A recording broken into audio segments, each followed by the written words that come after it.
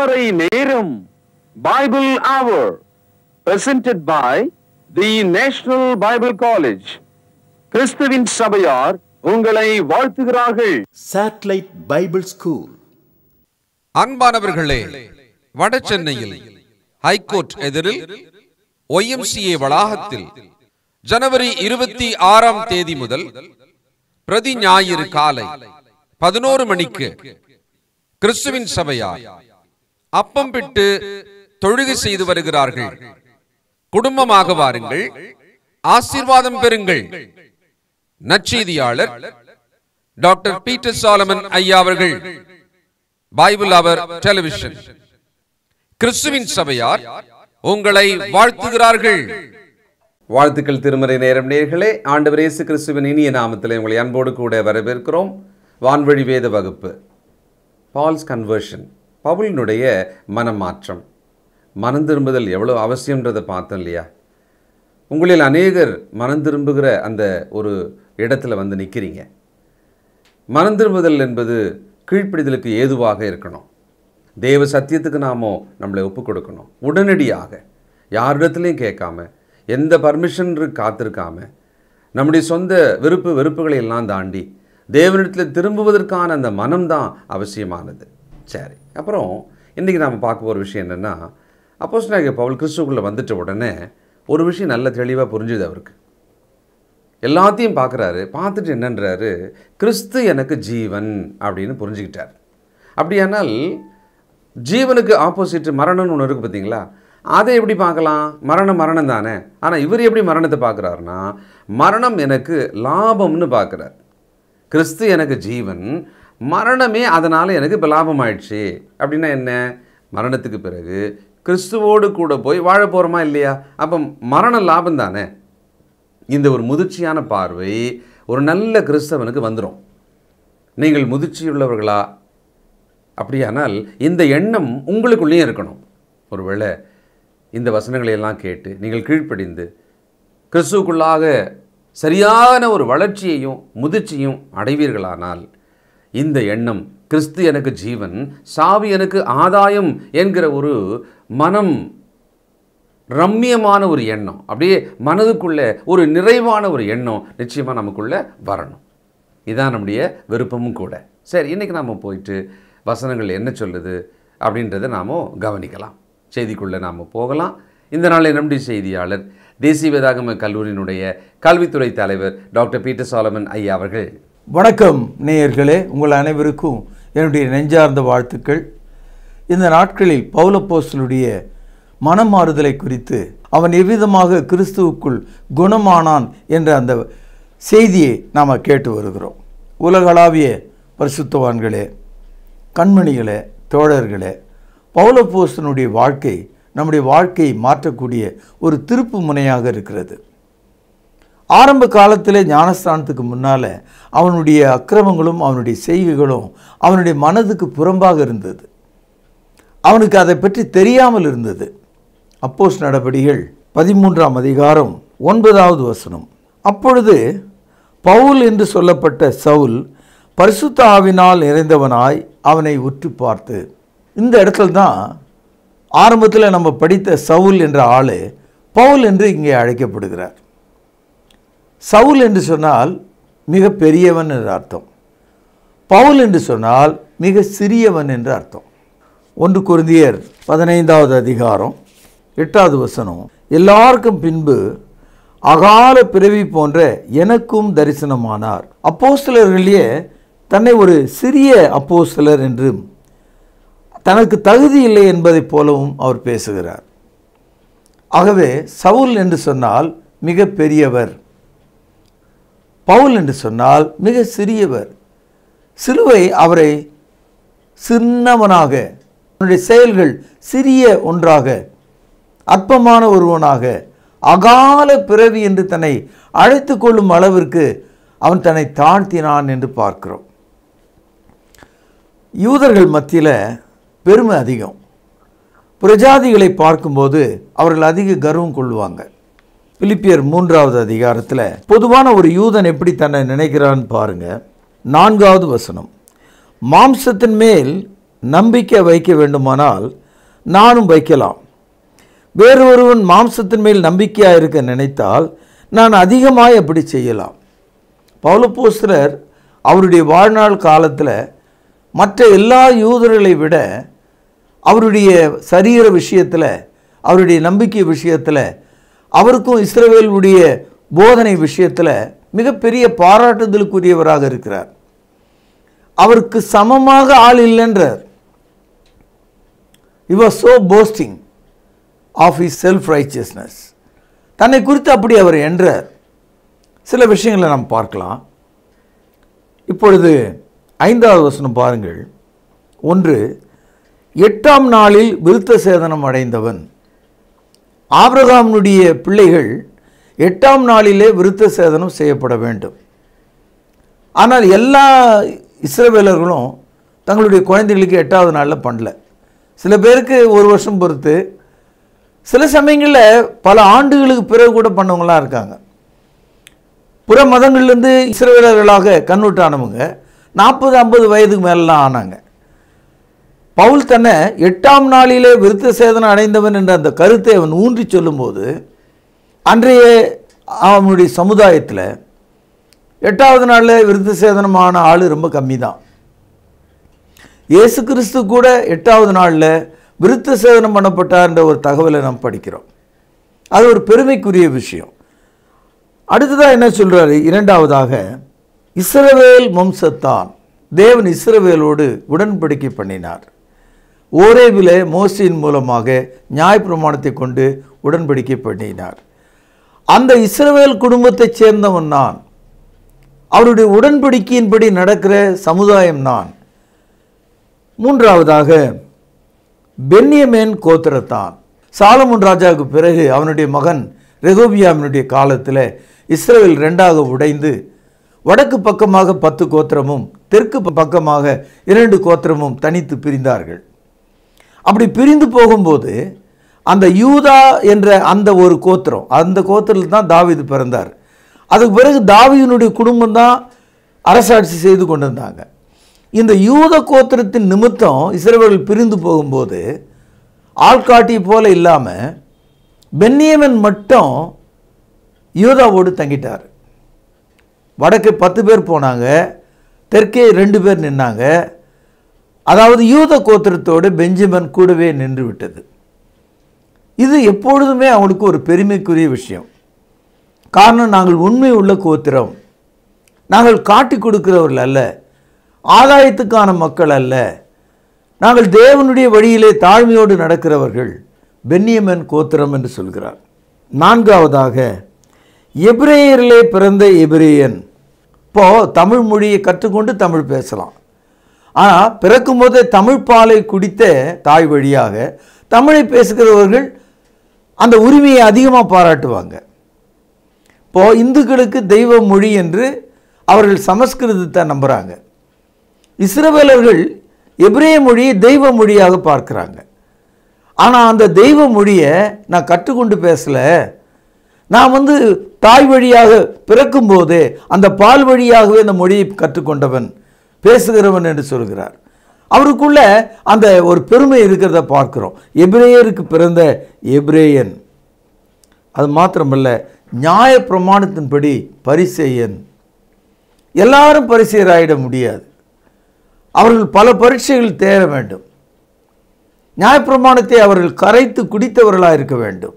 நியாயப்பிரமாணத்தின்படி பரிசேயனுக்கு பரிசேயன் என்று சொல்லுகிறார்.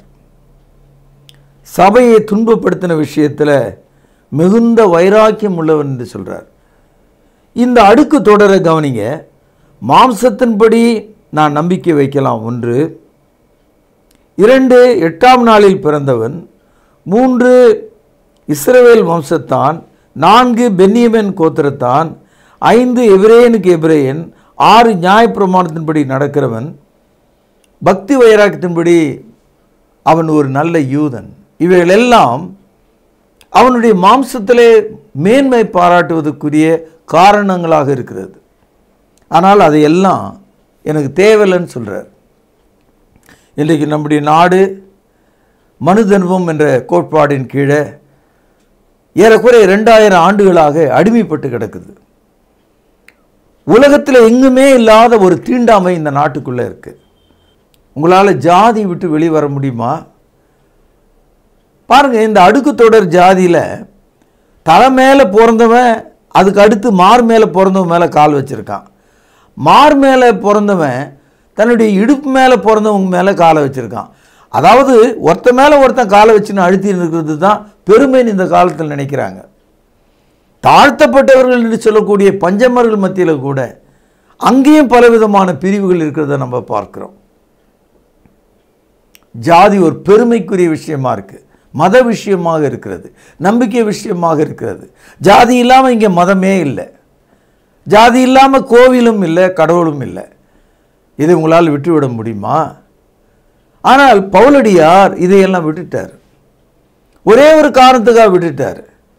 அந்த காரணம் என்னன்னா, நான் இயேசு கிறிஸ்துவினுடைய பாடுகளை தெரிந்து கொள்ள வேண்டும், அவரைப் போலவே நானும் உயிர் தேட வேண்டும், அதற்காக நான் எல்லாவற்றையும் விட்டு விடுகிறேன் என்று சொன்னார். பிலிப்பியர் 3ஆம் அதிகாரம் 11வது வசனம். அவருக்காக எல்லாவற்றையும் நஷ்டம் என்று விட்டேன், குப்பையுமாக எண்ணுகிறேன். நஷ்டம்னா என்னன்னு தெரியும், குப்பைனா நமக்கு என்னன்னு தெரியும். நஷ்டன்றது நமக்கு வலிக்கும், குப்பைனா நாரும். குப்பையில் போடப்பட்டதை நம்ம திருப்பி எடுத்துகிட்டு வர மாட்டோம். ஏனென்றால் அது அழுகி போனவைகள், நாற்றம் உள்ளவைகள், அது வெளியே தள்ளப்பட்டவைகள், அது எருகு, அது மண்ணில் புதைக்கப்பட வேண்டும். பவுலடியார் சொல்றாரு, மாம்சத்தின் மீது இத்தனை அடுக்குகள் பெருமை உள்ள நான் அவைகளை நஷ்டம் என்றும் குப்பையுமாக எண்ணுகிறேன். என்ன மாற்றம் பார்த்தீங்களா? சவுல் பவுலாக மாறிய போது அவருடைய மாற்றம் எவ்வளோ தெளிவாக இருக்குன்னு பார்த்தீங்களா? பிலிப்பியர் 1வது அதிகாரம் 21வது வசனம். கிறிஸ்து எனக்கு ஜீவன், சாவு எனக்கு ஆதாயம். ஆதாயம்னா லாபம்னு அர்த்தம். இயேசுவை கண்டுபிடிக்கிறவர்களுக்கு வாழ்க்கையின் லாபமாக அவர் இருக்கிறார். தேவன் தம்முடைய ஒரே பேரான குமாரனாகிய இயேசு கிறிஸ்துவை விசுவாசிக்கிறவன் எவனோ அவன் கெட்டு போகாமல் நித்திய ஜீவனை அடையும்படிக்கு அவரை தந்தரளி இவ்வளவாய் உலகத்திலே அன்பு கூர்ந்தார். யோவான் 3 அதிகாரம் 16வது வசனம். த கிரேட்டஸ்ட் லவ், இவ்வளவு பெரிதான அன்பு, அந்த அன்புக்கு முன்பாக விருத்த சேனம் ஒன்றுமில்லை, இஸ்ரவேல் என்ற கோத்திரம் ஒன்றுமில்லை, எபிரே என்ற மொழி ஒன்றுமில்லை, பரிசேயர் என்ற உயர்ந்த நிலை ஒன்றுமில்லை, எல்லாம் எனக்கு குப்பை என்று சொல்லுகிறார். பிலிப்பியர் 3ஆம் அதிகாரம் 10வது வசனம், பக்கம் 272. இப்படி நான் அவரையும் அவருடைய உயிர்த்தெழுதலின் வல்லமையும் அவருடைய பாடுகளின் ஐக்கியத்தை அறிகிறதற்கும் அவருடைய மரணத்துக்குப்பான மரணத்துக்குள்ளாகி எப்படியாகிலும் நான் மரித்தோர்ந்து உயிரோடு எழுந்திருப்பதற்காக தகுதியாக்கும்படிக்கும். பவுலடியார் சொல்றாரு, இவைகளெல்லாம் ஏன் விட்டனா, கிறிஸ்துவனுடைய பாடுகளை நான் தெரிந்து கொள்ள விரும்புகிறேன். கிறிஸ்துவனுடைய பாடம் எங்கே நம்ம தெரிஞ்சுக்க முடியும்? ஞானஸ்தானத்தில். ஏனென்றால் ஞானஸ்தானம் கிறிஸ்துவனுடைய மரணத்தை நமக்கு காண்பிக்கிறது, கிறிஸ்துவுடனே அடக்கம் பண்ணுவதை காண்பிக்கிறது, கிறிஸ்துவுடனே உயிர்த்தெழுவதை நமக்கு காண்பிக்கிறது. ரோமருக்கு எழுதிய நிருபம் 6வது அதிகாரம் 3-4 வசனங்களில் படிக்கிறோம்.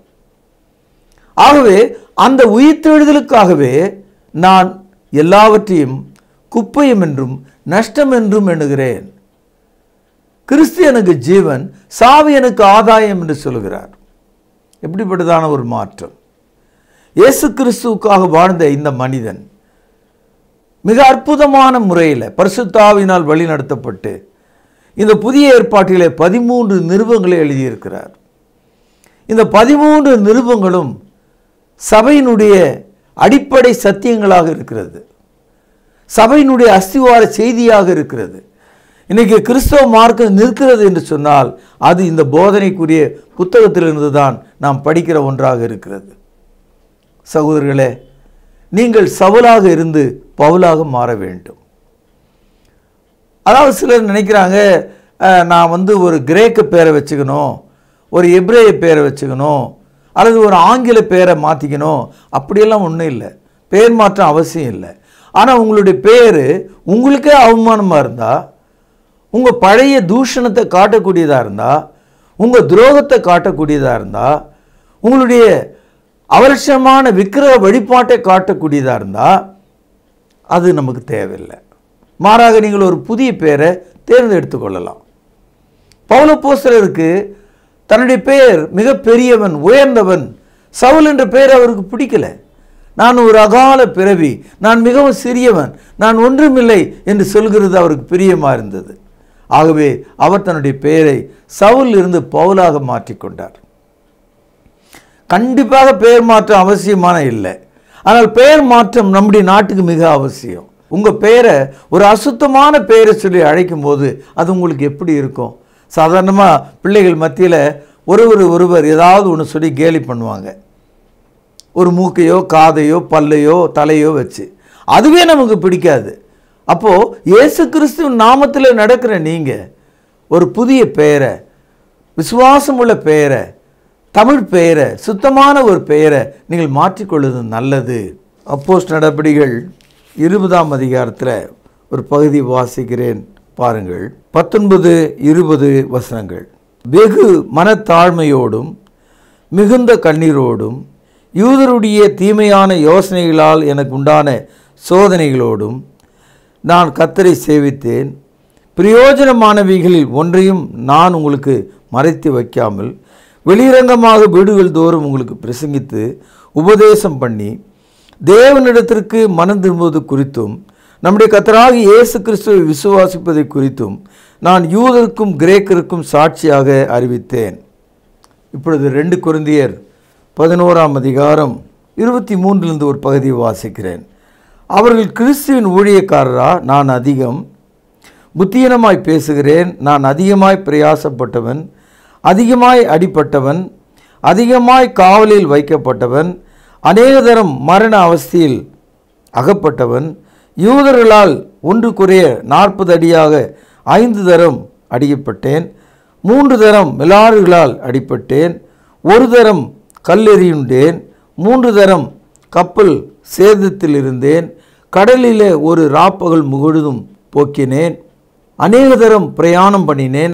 ஆறுகளால் வந்த மோசங்களிலும் கள்ளரால் வந்த மோசங்களிலும் என் சுய ஜனத்தாரால் வந்த மோசங்களிலும் அந்நிய ஜனங்களால் வந்த மோசங்களிலும் பட்டணங்களில் உண்டான மோசங்களிலும் வனாந்திரத்தில் உண்டான மோசங்களிலும் சமுத்திரத்தில் உண்டான மோசங்களிலும் கள்ள சகோதரர்களால் உண்டான மோசங்களிலும் பிரயாசத்திலும் வருத்தத்திலும் அநேக முறை கண் விழிப்புகளிலும் பசியிலும் தாகத்திலும் அநேக முறை உபவாசங்களிலும் குளிரிலும் நிர்வாணத்திலும் இருந்தேன்.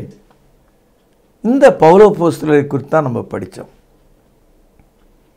இந்த மனிதன் இயேசுவுக்காக இத்தனை பெரிய மாற்றத்தை அடைந்தார். இன்றைக்கி நாம் ரொம்ப சுலபமாக கிறிஸ்துக்குள் ஞானஸ்தானம் பெற்றதை மனைவி கூட சொல்கிறதில்ல. நம்ம வீட்டில் அது தெரியாது. நம்ம வீட்டில் பகிரங்கமாக ஒரு பைபிள் எடுத்து படிக்கிறதில்ல.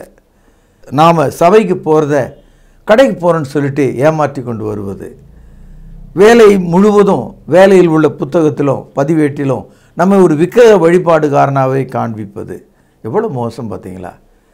ஆகவே இப்படிப்பட்ட அஞ்ஞான பழக்கங்களிலிருந்து நம்ம வெளியே வந்து கிறிஸ்து எனக்கு ஜீவன், சாவு எனக்கு ஆதாயம், எல்லாவற்றையும் நான் நஷ்டம் என்றும் குப்பையம் என்றும் விட்டேன் என்று சொல்கிற ஒரு பவுலாக நாம் மாற வேண்டும். அப்படிப்பட்ட மனிதர்கள் தான் இன்றைக்கு சபைக்கு தேவை. அப்படிப்பட்ட ஒரு சபை தான் இந்த தேசத்துக்கு தேவை. அன்பானவர்களே, இந்த நாளிலே நீங்கள் கேட்ட இந்த செய்தி உங்களை மாற்ற வேண்டும், உங்களை உலுக்க வேண்டும், உங்களுடைய அடிப்படை தன்மையிலிருந்து நீங்கள் எழுந்திருக்க வேண்டும். உங்கள் பழைய பெயரிலிருந்து ஒரு புதிய பெயருக்கு நீங்கள் நகர வேண்டும். கர்த்தராகிய இயேசுவின் கிருபை உங்கள் அனைவரோடும் இருப்பதாக பிரார்த்தனை செய்வோம். பரிசுத்தமுள்ள எங்கள் நல்ல தகப்பனே, சவுலை பவுலாக்கியவரே, தகப்பனே, நாங்கள் ஆச்சரியப்படுகிறோம். உமது வல்லமையான வசனங்களுக்காக உம்மை துதிக்கிறோம். இதை கேட்ட மக்கள் மனப்பூர்வமாக கர்த்தருடைய சித்தம் செய்ய ஏவி அருளும். ஆண்டவர் இயேசுவின் நிமித்தமே ஜெபம் கேளும் பரிசுத்த நிறைந்த எங்கள் நல்ல பிதாவே, ஆமென். வாழ்த்துக்கள் திருமறை நேர நேயர்களே. தொடர்ந்து செய்தியை பார்த்துட்டு வரீங்க. கடிதங்கள்லாம் எழுதுறீங்க, ரொம்ப சந்தோஷமாக இருக்குது. அநேகர் இது உண்மையான சத்தியம், இந்த உபதேசத்தெல்லாம் நாங்கள் கேட்டதில்லை, ரொம்ப தெளிவாக இருக்குது, நாங்கள் பல காரியங்களை அறிந்து கொண்டோம் என்று கூட பாராட்டுறீங்க. ரொம்ப நல்லது தான். ஆனால் கேள்வி என்னென்னா, இந்த சத்திய வசனத்தை உங்கள் வாழ்க்கையில் நீங்கள் பயன்படுத்துகிறீங்களா? இதன்படி நீங்கள் நடக்கிறீங்களா? இதை உங்களுடைய வாழ்க்கையில் கீழ்ப்படிதலாக மாற்றிக்கொண்டிருக்கிறீர்களா? நம்ம கையில் நல்ல சுவையான ஒரு பழம் இருக்குமானால் உடனே அதை என்ன செய்வோம்? சாப்பிடுவோம். அதனுடைய அழகை வர்ணித்து கொண்டு இருக்க மாட்டோம். அது அழகாக இருக்கும், வாசனையாக இருக்கும், அதனுடைய வடிவம் ரொம்ப பிடிக்கும். ஆனால் அதனுடைய நோக்கம் என்ன? அதை நாம் சாப்பிட வேண்டும். அது நம்முடைய உடலுக்குள் சென்று நமக்கு அது சக்தியாக மாற வேண்டும். அதுதானே? அதுபோல தான் இந்த சுவிசேஷம், அதுபோல தான் இந்த சத்தியம், அதுபோல தான் இந்த புதிய ஏற்பாட்டு உபதேசம். நீங்கள் கேட்குறீங்க, பாராட்டுறீங்க, புகழ்கிறீங்க, எல்லாருக்கும் சொல்கிறீங்க, ஆனால் கீழ்ப்படியலன்னு சொன்னால் அது என்ன பிரயோஜனம்? தயவுசெய்து நீங்கள் யோசிங்க. இதுவரைக்கும் இந்த கிறிஸ்தவ விழிப்புணர்வு நிகழ்ச்சியை அநேகர் பார்த்து நிறைய டைரிகள்லாம் குறிப்பெல்லாம் எழுதி வச்சுருக்கீங்க. பல ஆண்டுகளாக பார்த்து பல டைரிகள் வீட்டை நிறைஞ்சிருக்கு. ஆனால் இந்த சட்டத்துக்கு, இந்த உபதேச சட்டத்துக்கு, ரோமர் 6:17 படிக்கிறோம், அந்த உபதேச சட்டத்துக்கு மனப்பூர்வமாய் நீங்கள் கீழ்ப்படிந்திருக்கிறீர்களா? யோசித்து பாருங்கள். உங்களுக்கு உதவி செய்ய காத்திருக்கிறோம். போதும், பாரம்பரியத்தின் பின்னால் போனது போதும், மனித உபதேசத்தின் பின்னால் போனது போதும். கிறிஸ்துவின் உபதேசத்துக்கு திரும்புங்கள். உங்களை அன்போடு கூட அழைக்கிறோம். இந்த நாளில் பவுலுடைய மனமாற்றம் எவ்வளோ பெரிய தாக்கத்தை முதல் நூற்றாண்டிலும், அவருடைய கடிதங்கள் இதோ இன்றைய 21ஆம் நூற்றாண்டிலும் தாக்கத்தை ஏற்படுத்தி கொண்டிருக்கிறது என்பதை படித்து கொண்டு வருகிறோம். இன்று நீங்கள் கேட்ட செய்தியிலிருந்து உங்களுக்கான பரிசு கேள்வி இதுதான். பவுல் எதை நஷ்டம் என்று கூறுகிறார்? கேள்வி எழுதி கொண்டிருக்கலாம். ரொம்ப எளிமையான கேள்வி இல்லையா? ஆனால் வசனத்தின்படி சரியான பதிலை எழுதினால் நல்ல பரிசுகள் கிடைக்கும். பவுல் எதை நஷ்டம் என்று கூறுகிறார்? எழுதி கொள்ளுங்கள், பதில் எழுதுங்கள், பரிசை பெற்றுக்கொள்ளுங்கள். நேயர்களே, நீங்கள் பின்வரும் முகவரியில் நடக்கிற பரிசுத்த ஆவிக்குள் புதிய ஏற்பாட்டு தொழுகை செய்ய அன்போடு அழைக்கிறோம். இதுவரைக்கும் நீங்கள் சத்திய வசனத்துக்கு கீழ்ப்படியாமல் இருந்தால் உங்களுக்கும் உதவி செய்ய காத்திருக்கிறோம். இந்த நிகழ்ச்சி குறித்து பிறருக்கு அறிமுகப்படுத்துங்கள். இந்த நிகழ்ச்சிகள் யூடியூப்பில் அப்லோட் செய்யப்படும் பொழுது நீங்கள் அதை எப்பொழுது வேண்டுமானாலும் பார்க்கலாம். பாருங்கள், பயனடையுங்கள், உங்கள் கருத்துக்களை தெரியப்படுத்துங்கள். மீண்டும் சந்திக்கும் வரை கர்த்தராயிருக்கிற இயேசு கிறிஸ்துவின் கிருபை உங்கள் அனைவரோடும் கூட இருப்பதாக. அன்பானவர்களே, வட சென்னையில் ஹைகோர்ட் எதிரில் YMCA வளாகத்தில் ஜனவரி 26ஆம் தேதி முதல் பிரதி ஞாயிறு காலை 11 மணிக்கு கிறிஸ்துவின் சபையார் அப்பம் பிட்டு தொழுகை செய்து வருகிறார்கள். குடும்பமாக வாருங்கள், ஆசீர்வாதம் பெறுங்கள். நற்செய்தியாளர் டாக்டர் பீட்டர் சாலமன் ஐயா அவர்கள், பைபிள் அவர் டெலிவிஷன். கிறிஸ்துவின் சபையார் உங்களை வாழ்த்துகிறார்கள். தொடர்பு கொள்ள வேண்டிய முகவரி: திருமறை நேரம், 58 சர்ச் தெரு, குமரன் நகர், சென்னை 6,82,000. தொலைபேசி எண் 044255008882. செல்போன் 9385500882. கர்த்தாவே, தேவர்களில் உமக்குப்பானவர் யார்? வானத்திலும் பூமியிலும் உமக்குப்பானவர் யார்? உமக்குப்பானவர் யார்? உமக்குப்பானவர் யார்? வானத்திலும் பூமியிலும் உமக்குப்பானவர் யார்? வானத்திலும் பூமியிலும் உமக்குப்பானவர் யார்?